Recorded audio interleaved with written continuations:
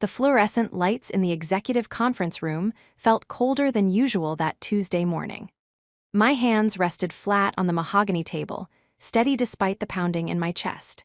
Across from me sat our new Chief Information Officer, his expensive suit pressed to perfection, his expression radiating the kind of confidence that comes from never having been truly tested.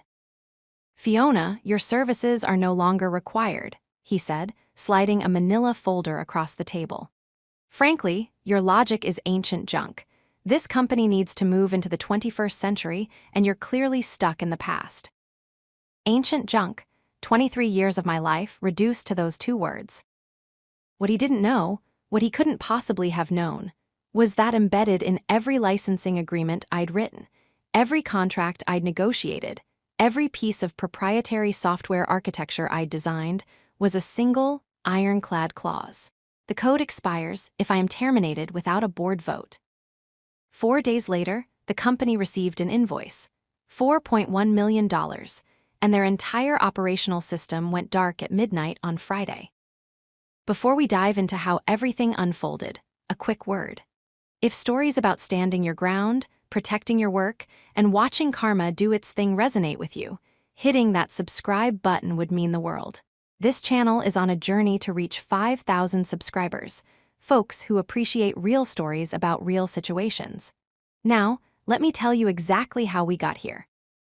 My name is Fiona Catherine Walsh, and for 23 years, I served as the Senior Systems Architect and Director of Technology Infrastructure at Hartwell Manufacturing Solutions, a mid-sized automotive parts supplier based in Columbus, Ohio. I grew up in a small apartment above my parents' diner in Youngstown. My father worked the morning shift at the steel mill before coming home to flip burgers. My mother waitressed double shifts on weekends. They couldn't afford to send me to college, but they taught me something more valuable. They taught me to see people. Really see them. The single mother working 2 jobs, the veteran struggling with injuries, the immigrant family trying to build something from nothing. Empathy wasn't just a word in our household, it was a way of life. That understanding became my superpower in the tech world.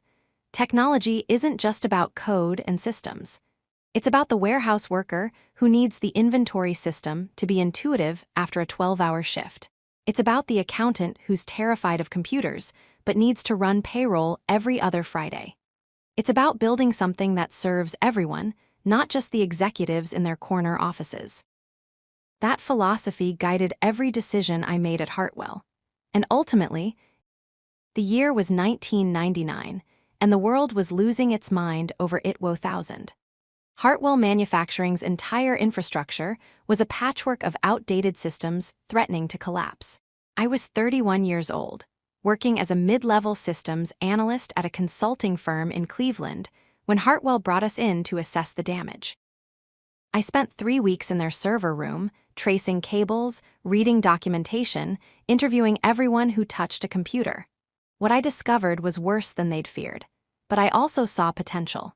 Buried underneath those failing systems was a solid foundation. Good people, quality products, loyal customers. They just needed infrastructure that could carry them into the future. I submitted a proposal that my boss called career suicide.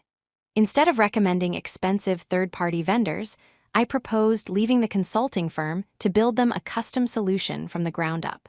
In exchange, I wanted equity, a seat at the table when technology decisions were made, and complete autonomy. The CEO, Raymond Hartwell, grandson of the company's founder, looked at me over his reading glasses. "You're asking us to bet the entire company on you." "No, sir," I replied. "I'm asking to bet my entire career on this company." He shook my hand. We had a deal. The next 2 years were 18-hour days and problem-solving that either breaks you or makes you. I designed every system from scratch, never forgetting what my parents taught me. Every decision was made with the end user in mind. And the licensing agreements, those were my insurance policy. I'd seen too many talented people build something incredible only to watch a company sell it out from under them. So every piece of proprietary code I wrote was licensed to Hartwell Manufacturing under very specific terms. The company had unlimited use as long as I remained an employee in good standing. If I left voluntarily, they had perpetual licenses at no cost. But if I was terminated without cause, defined as termination without a 2/3 vote of the board of directors, all licenses would expire immediately, and the company would need to negotiate new terms at fair market value. Raymond Hartwell read every word. His attorney read them. Everyone understood exactly what they were signing, and everyone agreed it was fair. For 20 years, it was never an issue.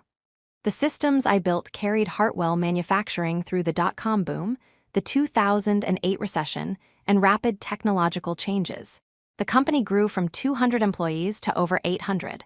Revenue tripled. We expanded into 3 new states. Raymond retired in 2015, handing the company over to his daughter, Elizabeth. She understood the company in her bones, having worked through every department. The transition was seamless. Then Elizabeth got sick. Pancreatic cancer, diagnosed in March of 2021. She fought for 18 months, but by September of 2022, she needed to step back. The board began searching for a new CEO, someone from outside the family, for the first time in 70 years. They hired Nathaniel Blackwood in November of 2022. He came from a large corporate background, lots of buzzwords about disruption and innovation. The board, exhausted from 2 years of strain, was seduced by his resume. I met him on his first day. He walked past my extended. Nathaniel Blackwood's first 3 months were corporate upheaval. He brought in consultants to validate decisions he'd already made. He restructured departments, eliminated positions, and hired new executives from his previous companies. In February of 2023, he announced his biggest move. Hartwell was hiring a chief information officer. I, along with my entire department, would report to this new CIO. For 2 decades, I'd had a seat at the table. Suddenly, I wasn't even in the room. The new CIO arrived in March. Lloyd Hutchinson was everything I'd learned to be wary of. Mid-40s, impeccably dressed, armed with an MBA and vocabulary filled with legacy systems, technical debt, and digital transformation. Our first meeting was in his corner office, Elizabeth's old office. He sat behind his desk, tapping on his laptop while I stood, uninvited to sit.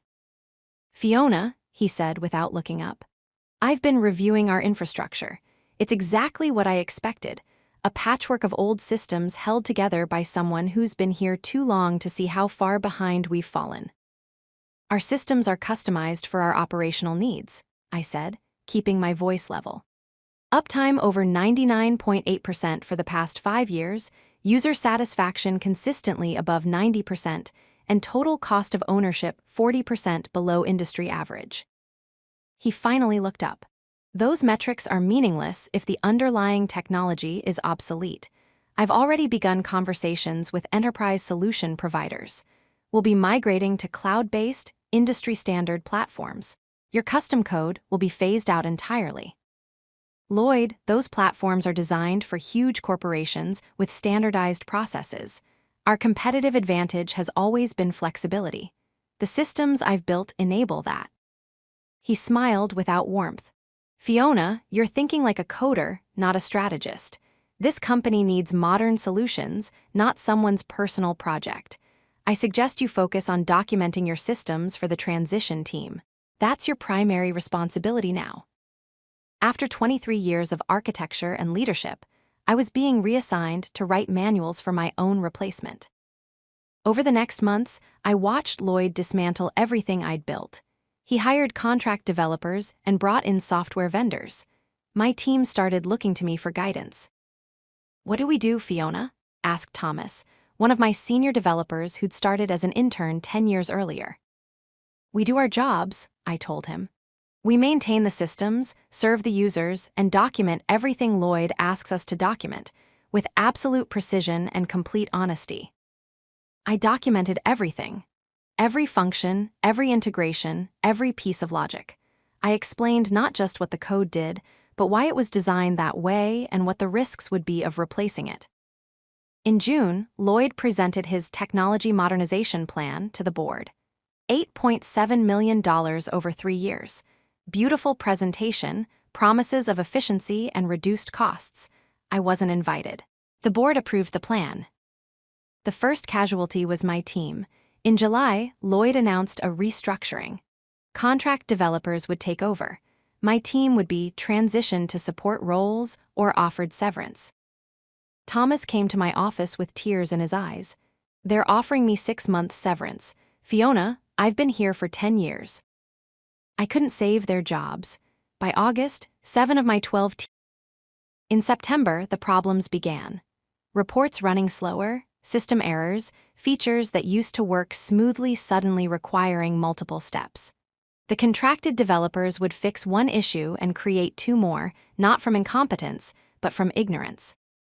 Lloyd's attitude toward me shifted from dismissive to openly hostile. In meetings, he would interrupt me, contradict my assessments, and make jokes about ancient history and legacy thinking. In October, the first major failure occurred. The integration between our inventory system and shipping platform collapsed during our busiest week. Orders were placed, parts were pulled, but the shipping system had no record. Trucks sat idle, while warehouse workers scrambled with paper printouts. The contracted developers worked 3 days to fix it. The new integration was slower, required manual verification, and lost several automated features. I wrote a detailed report explaining what went wrong and offering solutions. Lloyd deleted it without reading it. "The problem is fixed," he said. "We don't need to waste time on what caused it. We need to move forward." The migration plan was accelerating. Lloyd convinced Nathaniel that current problems proved my legacy systems were failing. The 3-year timeline was now 18 months. The company was hemorrhaging money. Contracted developers were expensive. Enterprise software licenses were expensive. Training was expensive. And all while operational efficiency declined and customer satisfaction dropped. In December, Elizabeth Hartwell passed away. She was 61, a brilliant businesswoman who had carried her father's legacy with grace. I sat in the back of her memorial service, crying for the loss of a leader who understood that technology should serve people. With Elizabeth gone, there was no one left who remembered the early days, who understood the philosophy behind what we'd built. In January of 2024, Lloyd announced the first phase rollout would begin in March. The entire manufacturing operations suite would be migrated to the new cloud-based platform. My custom systems would be shut down. I requested a meeting with Lloyd. He kept me waiting 45 minutes, then gave me 10 minutes, checking his phone throughout. "The decision is made, Fiona. I'm asking you to understand the risks.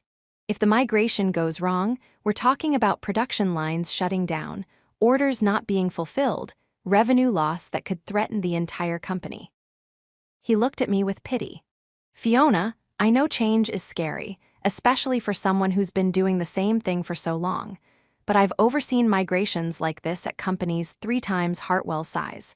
This is routine work for professionals." The migration was scheduled for the first weekend in March. I offered to help. Lloyd declined. "We have professionals handling this. We don't need legacy thinking slowing down the process." That Friday evening, I sat in my office as my systems were shut down for the last time. 23 years of work offline. Monday morning, I arrived at 6:30. The parking lot was already full. Inside, the office was chaos. The new system had launched technically. It was running, but it didn't work, not in any meaningful sense. Production scheduling couldn't handle custom client orders. Inventory management couldn't track parts across multiple locations. Quality control had no way to handle our specific protocols. Margaret, our head of production scheduling, found me at 7:15. She was 63, had been with Hartwell for 37 years. She looked like she'd aged 5 years overnight. "Fiona, we have 3 production lines down. We have orders due to ship today that the system shows as not started. We have inventory the system says we don't have. This is a catastrophe." "Where's Lloyd?" "His assistant says he's working from home, not to be disturbed unless it's an emergency." I spent that Monday helping people. I couldn't access the old systems or fix the new ones, but I could help with workarounds and temporary manual processes.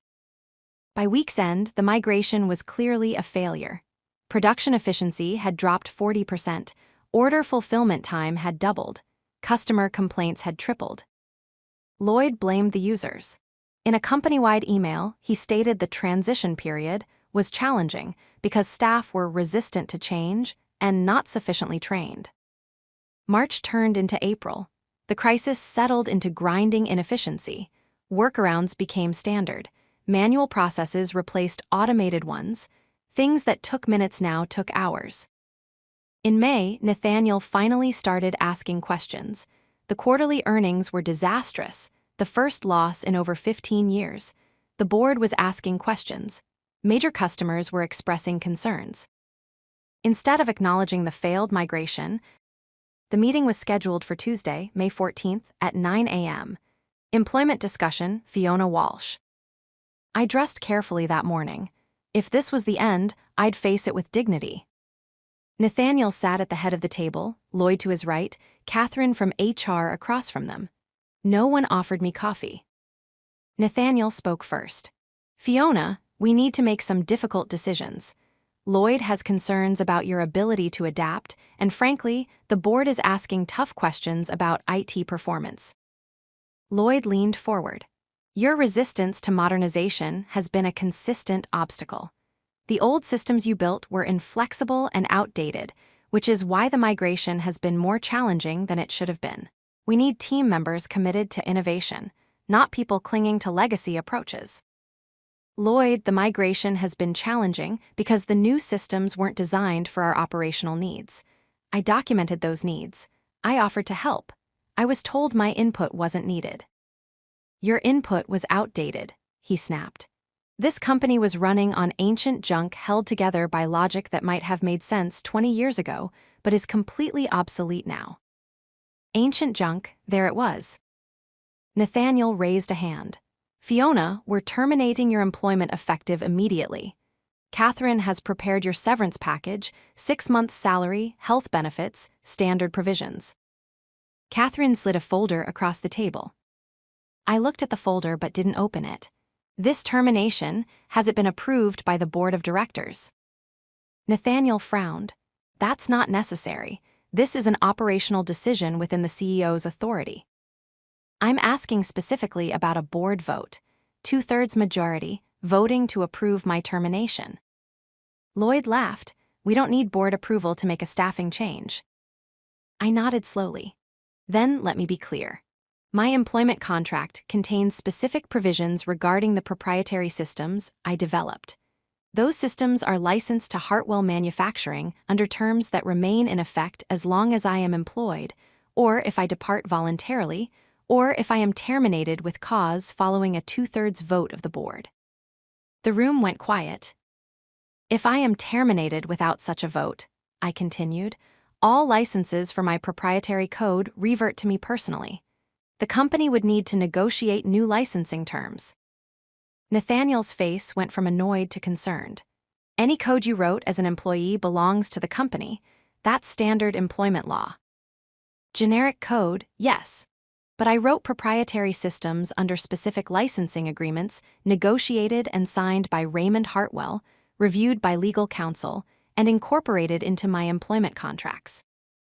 Catherine flipped through folders, looking worried. I don't have any record of such agreements. They're technology licensing agreements filed with legal contracts. Raymond Hartwell kept copies. Elizabeth had copies. Check the contract archives. Lloyd turned red. You can't hold the company's systems hostage. I'm not holding anything hostage. I'm explaining the legal terms under which those systems were created. You're welcome to review the contracts. But the next 3 days, Catherine tore apart the archives and located the original agreements. The company's attorney reviewed them. Nathaniel and Lloyd had multiple closed-door meetings. I continued to work and waited. Friday afternoon, Catherine called me. The attorneys confirmed your licensing agreements are valid and enforceable. Nathaniel and Lloyd want to know if you would renegotiate the terms. What are they proposing? They want you to accept termination in exchange for a larger severance and a consulting agreement while they develop alternatives. No, I said. The terms are clear. If the board votes with a 2/3 majority to terminate me, I'll leave with standard severance, and all licenses remain in effect. If I'm terminated without that vote, the licenses expire, and the company can negotiate new terms. They won't bring this to the board. Nathaniel sees it as undermining his authority. That's not my problem. I'm simply holding the company to agreements they signed. Monday, Nathaniel called a special board meeting. A board member called me that evening. Fiona, Nathaniel presented your situation. He recommended we vote to approve your termination to avoid legal complications. He and Lloyd explained you were resistant to changes, that your systems were hindering progress. What did the board decide? 3 voted to approve, 7 voted against. We've watched this disaster unfold. We've seen the financial reports, the customer complaints. Several of us worked with Raymond and Elizabeth for decades. We know whose systems were actually working. I felt tension loosen in my chest. Thank you. Thank Nathaniel for forcing the issue. He thought we'd rubber stamp his decision. Instead, he gave us an... Tuesday morning, I received an email from Nathaniel stating that after consultation with the board, he had decided to defer any personnel changes pending completion of the technology transition. Lloyd didn't speak to me for 3 weeks. When we finally interacted, he looked at me with pure hatred. The damage was done. In June, 2 major customers moved their business to competitors. In September, Lloyd resigned, given a choice between resigning with severance or being terminated for cause. Nathaniel appointed Helen Cartwright, VP of Operations, as interim CIO. Her first conversation with me was refreshingly honest. Fiona, I'm not a technology expert. I'm operations. What I know is our systems are a mess, we're spending money we don't have, and we need to stabilize quickly. I'd like your honest assessment of where we are and what it would take to fix it. Finally, someone asking the right questions. I prepared a comprehensive analysis. The ideal solution was a hybrid approach. Restore some critical custom systems the enterprise software couldn't replicate, integrate them with new platforms where appropriate, and rebuild an internal team. Helen presented my recommendations to the board in October. They approved a modified strategy incorporating many of my suggestions. It should have been a victory, but some damage can't be undone. The talented team I'd built was gone. Customer relationships would take years to repair, and my relationship with the company had fundamentally changed. I was no longer Fiona, the architect who'd built something great. I was Fiona, the employee who couldn't be fired because of legal agreements. In November, I made my decision. I'm resigning, I told Helen and Nathaniel. Effective January 1st, 2025, that gives you 2 months to prepare. Helen looked genuinely sad. Fiona, we need you. The company needs stable systems and competent leadership. I can help establish both before I leave, but I can't stay. Nathaniel leaned back. If you resign, the licensing agreements remain in effect, correct? Of course, that was his concern. Yes, I said. If I leave voluntarily, all licenses remain in perpetual effect at no cost. My last 2 months were bittersweet. I documented everything. I worked with Helen on a realistic strategy. I interviewed candidates, ultimately recommending Rachel Pemberton, who had the technical skills and people skills to do the job right. My last day was January 3rd, 2025. Helen organized a small reception. Nathaniel gave a polished talk, 3 weeks later, my phone rang, an unfamiliar number. Fiona Walsh? My name is Robert Kensington. I'm an attorney representing Hartwell Manufacturing. I need to discuss an urgent matter regarding your licensing agreements. Would you be available Monday morning? My stomach dropped. What kind of urgent matter? I'd prefer to discuss it in person. We agreed on a coffee shop. Monday morning, Robert Kensington was a partner at a large Columbus law firm, impeccably dressed. Miss Walsh, I'm going to be direct. 4 days ago, Hartwell Manufacturing's primary operational systems experienced complete failure. Production is offline, inventory systems are inaccessible. The company is dead in the water. I felt cold. What happened? The failure is connected to your licensing agreements. specifically to license expiration. That's impossible. I resigned voluntarily. The licenses don't expire under voluntary resignation.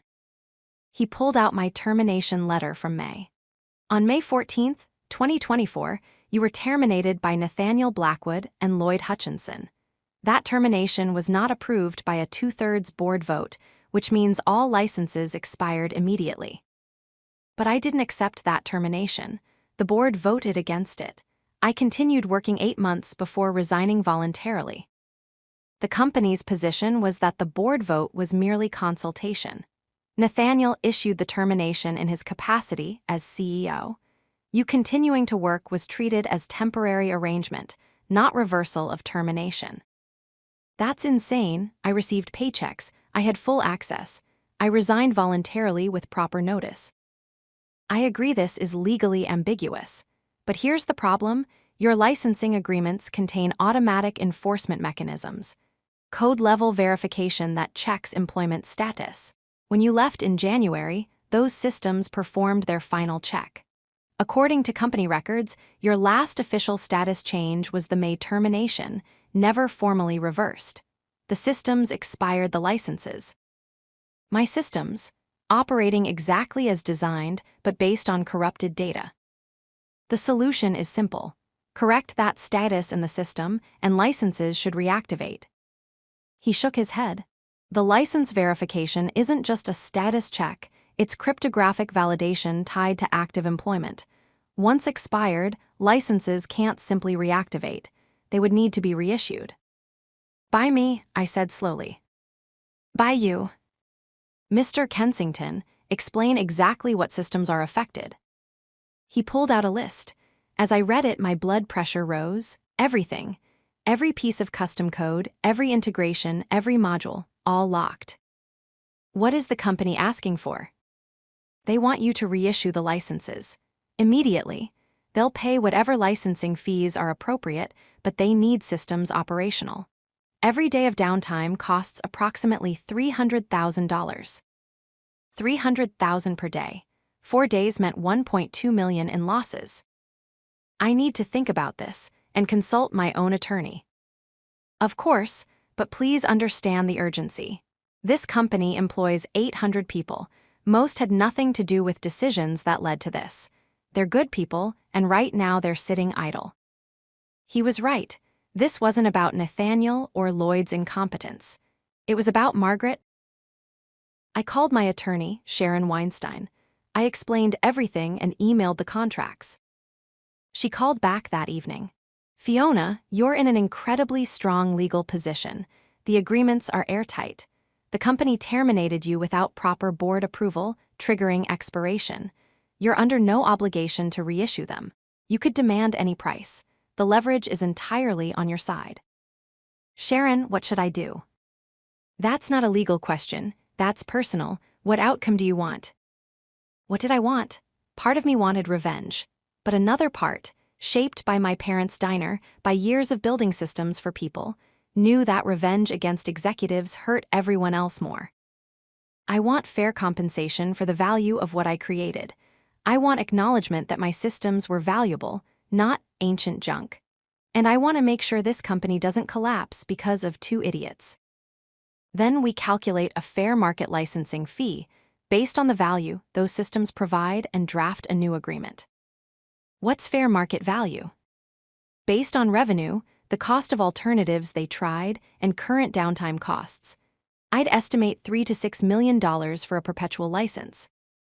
The enterprise software they bought cost $8.7 million, and it doesn't work nearly as well. Exactly, you're not overcharging. You're asking for reasonable compensation for extraordinary value. We worked out details. A one-time payment of $4.1 million for perpetual, irrevocable licenses. Less than the failed enterprise software, but enough to sting. The next morning, I called Robert Kensington. I'm prepared to reissue the licenses. A one-time licensing fee of $4.1 million for perpetual rights. Silence, then, Miss Walsh, that's a substantial sum. Your client is losing $300,000 per day. The enterprise software they purchased cost $8.7 million and doesn't work. $4.1 million for systems that are the only thing standing between them and complete collapse is more than fair. I'll present this to leadership and the board. They have 24 hours. After that, the price increases by $200,000 per day. By evening, Kensington called back. The board had approved the fee. They wanted to negotiate payment terms, spreading it over years. Sharon and I countered, $2 million upfront, the rest over 12 months with penalty clauses if payments were late. They agreed. Contracts were signed within 3 days. On Friday, I received a wire transfer for $2 million, and I reactivated the licenses. I drove to Hartwell one last time and met with Rachel Pemberton. She was exhausted. Fiona, thank God. I've been trying to understand your code, but it's so complex. We sat in the server room and I walked her through reactivation. It took 4 hours, but by late afternoon, systems were coming back online.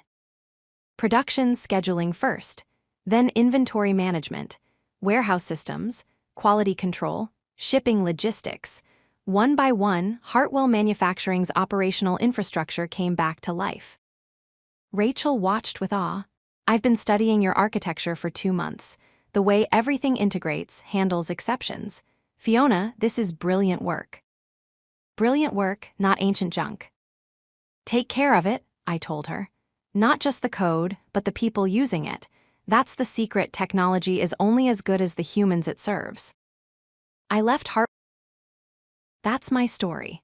The CIO fired me, called my logic ancient junk, and didn't know that my license would expire when I was terminated without a board vote.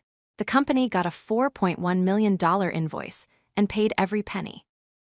The licensing agreements I negotiated 25 years ago weren't about greed.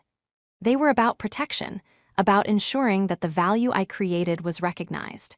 When Lloyd called my work ancient junk, he revealed how little he understood about technology, about value, about the difference between shiny and new versus tested and reliable.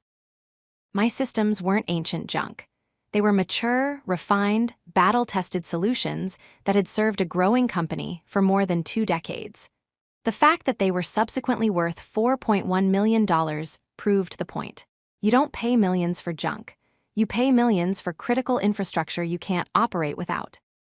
For companies, value your people, especially the quiet ones building critical infrastructure while everyone else chases the next shiny trend.